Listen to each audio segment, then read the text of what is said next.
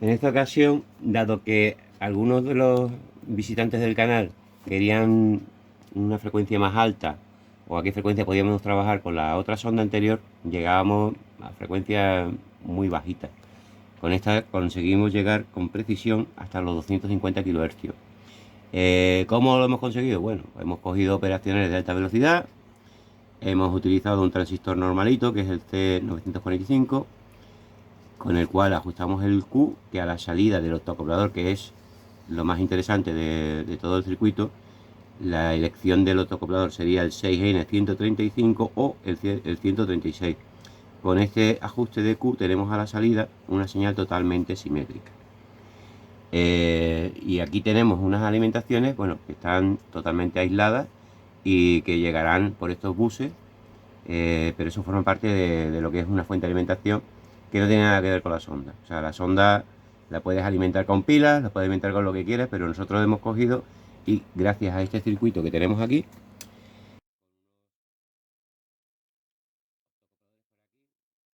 y a través de la alimentación del USB de 5 voltios del osciloscopio, pues estamos alimentando la sonda.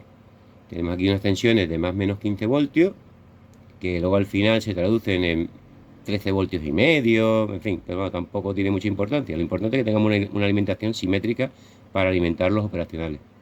Y, y bueno, y claro, y además la tenemos de bajo ruido.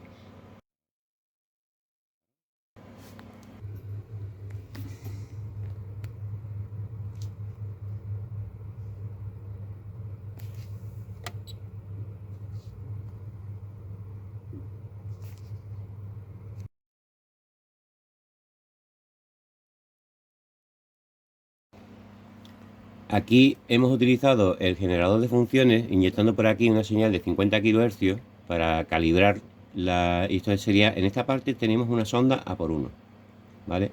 Entonces, por aquí nos entra la señal, bueno, hace todo el proceso la sonda diferencial que tenemos aquí, que está totalmente aislada, y la alimentación vamos, estamos totalmente aislados.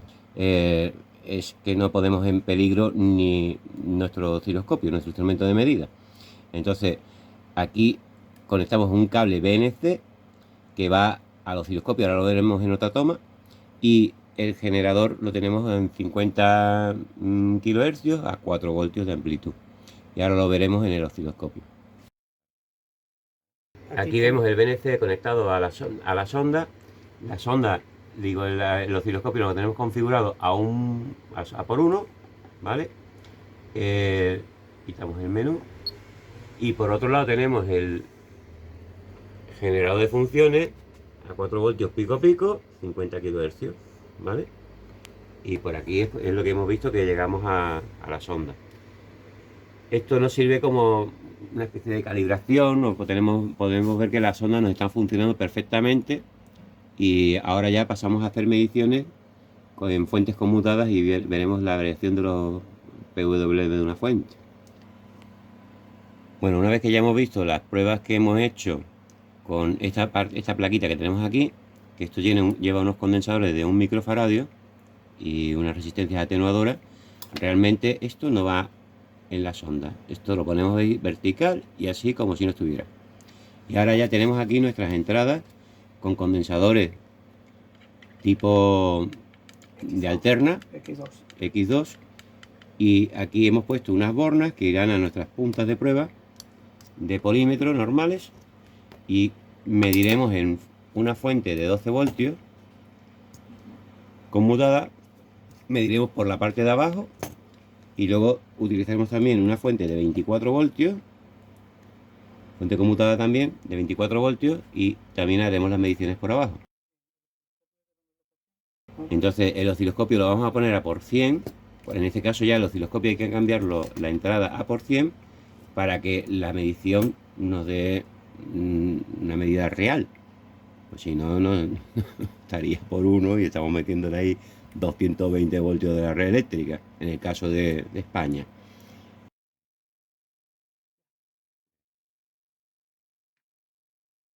Bueno, ahora hemos conectado, hemos dicho que esta parte como si no estuviera, ahora tenemos la sonda a por 100. Entonces tenemos aquí las dos puntas de prueba que están conectadas a la alterna de la red eléctrica, 220 voltios. Ahí. Y ahora en el osciloscopio podemos ver que tenemos pico a pico 612 voltios y voltaje RMS lo tenemos en 216 voltios. Espérate, es que no lo veo yo.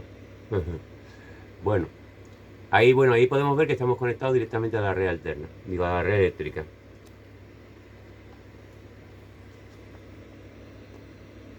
Vamos a medir esta fuente conmutada. En principio la vamos a medir sin carga y después con carga.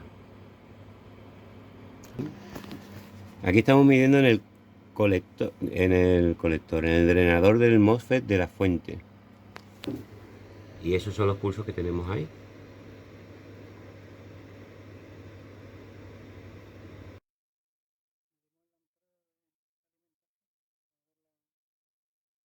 Ahora vamos a medir la entrada del 220. Ahí hay que ajustar la base de tiempo. Ahí tenemos los 220 iguales que hemos medido anteriormente. Y ahora volvemos a medir en el drenador del... Perdón, es que está salido invertido porque he medido ahí.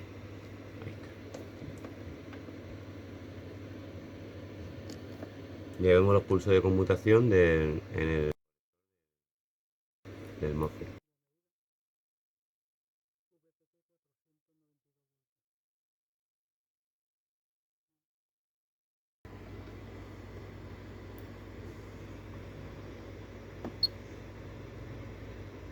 Esa era la frecuencia. A ver la frecuencia. Bueno, ahí abajo está midiendo 24 kHz. 24 kHz.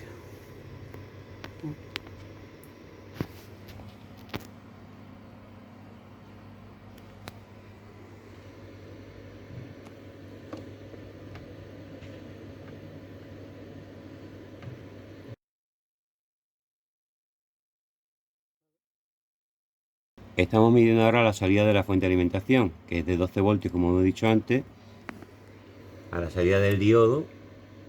Estamos viendo la conmutación antes de pasar por el filtrado. Está dando 80 con 80 voltios. a 25 kHz. 24 a 25. Ahí está la medida en kilohertz, la tenéis ahí.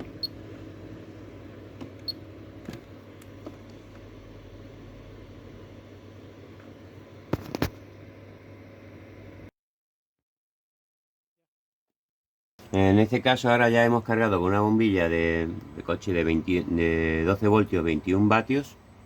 Hemos cargado la fuente y vamos a empezar por aquí. Vamos a ver aquí.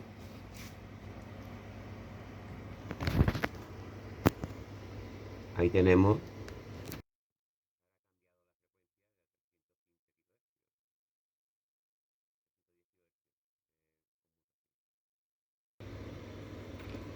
en la salida.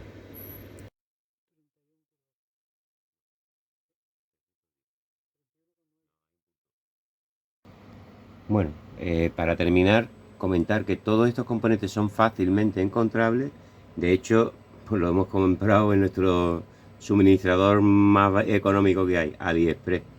Aunque claro, si se pueden comprar en cualquier distribuidor internacional tipo Mouser, Farnell, RS, Amidata, cualquiera de ellos.